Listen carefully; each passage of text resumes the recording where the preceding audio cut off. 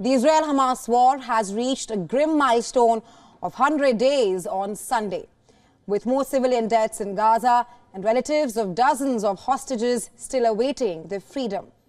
The war is now being termed as the longest, bloodiest and most destructive conflict between the two territories. In the latest, Hamas aired a video of 3 Israeli hostages who are currently being held in the Gaza Strip. Hamas urged the Israeli government to pause the offensive in Gaza. It also said that the fate of these hostages will be decided soon. Further, as Israeli forces shelled Gaza earlier on Sunday, Hamas also announced that it had lost communication with some of the hostages and that they may have been killed in this process. It also threatened to kill other hostages in response to Israeli military actions. Moreover, Israeli officials have refrained from answering Hamas's public statements regarding the hostages, calling it as tactics of psychological warfare. However, Israel has also stated that it is taking safety measures and is aware of the threats its attacks are posing to the hostages. Massive demonstrations broke out all over the world to mark the 100th day anniversary. A large number of residents of Tel Aviv, Jerusalem, London, Rome, Tehran, Washington, D.C., Seattle and many other global cities are up in arms, demanding a ceasefire.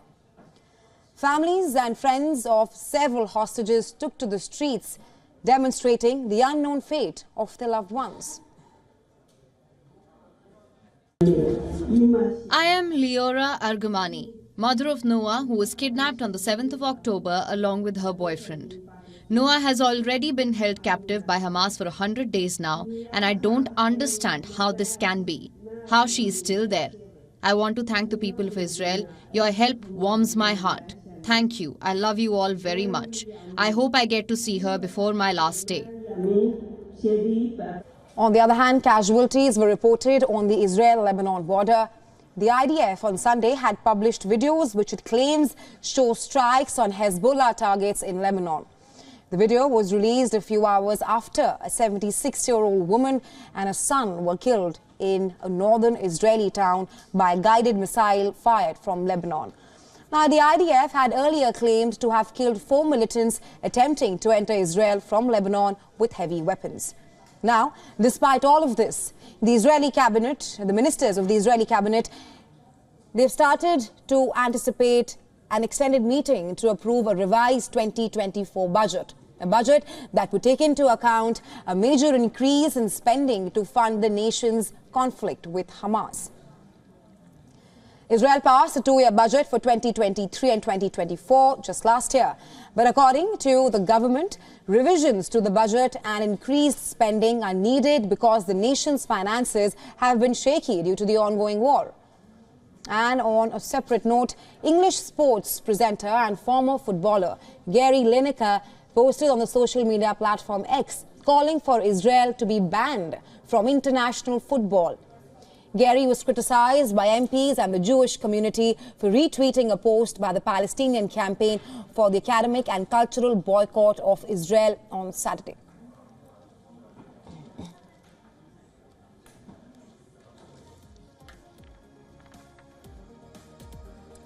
And for more on this, we're now being joined by correspondent Jody Cohen, and she's joining us live from Tel Aviv. Hi, Jody. It has been 100 days since the Israel-Hamas war began. You're joining us live from Tel Aviv. Talk to us how the Israelis are feeling at this grim milestone.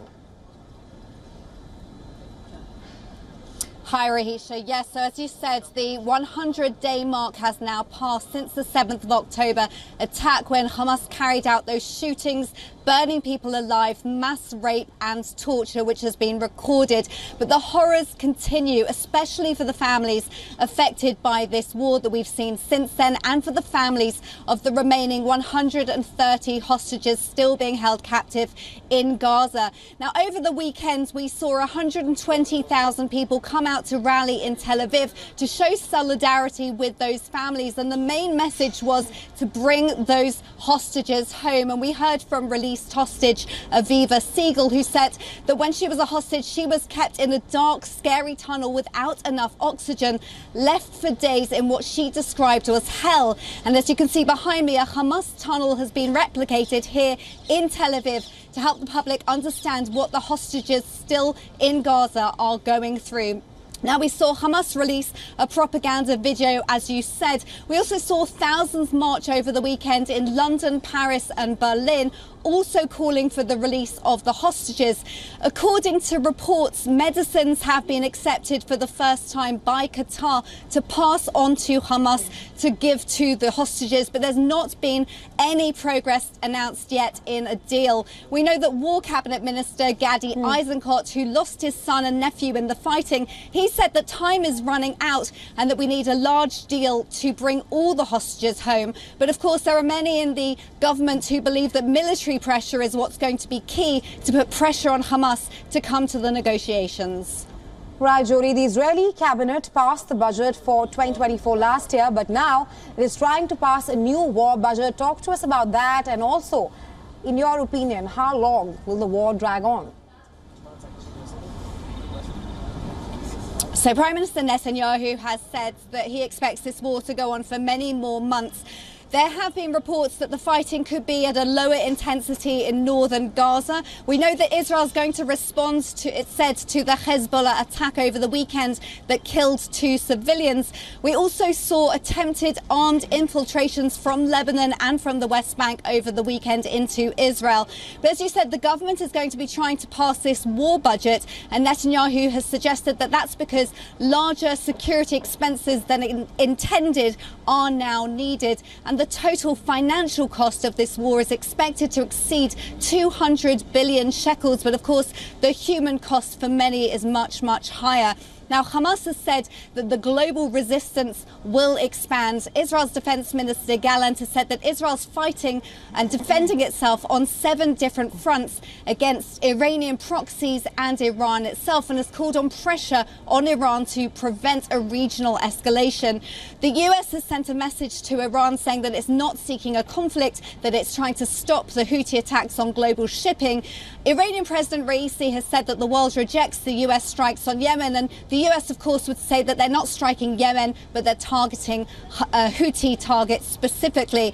But we have been seeing protests around the world against this war. In the UK, for example, in the latest, 6 pro-Palestinian activists were allegedly arrested for a plot to disrupt the London Stock Exchange today. But this war continues, and it's expected to continue until, as Israel said, it's achieved its 3 goals, which is to defeat Hamas, get all the hostages back, and make sure that there are no continuing threats on any of its borders. Right, Jody, Netanyahu has been extremely adamant that until and unless the objectives are met, the war will continue. But thanks very much for joining us here on WION. Thank you.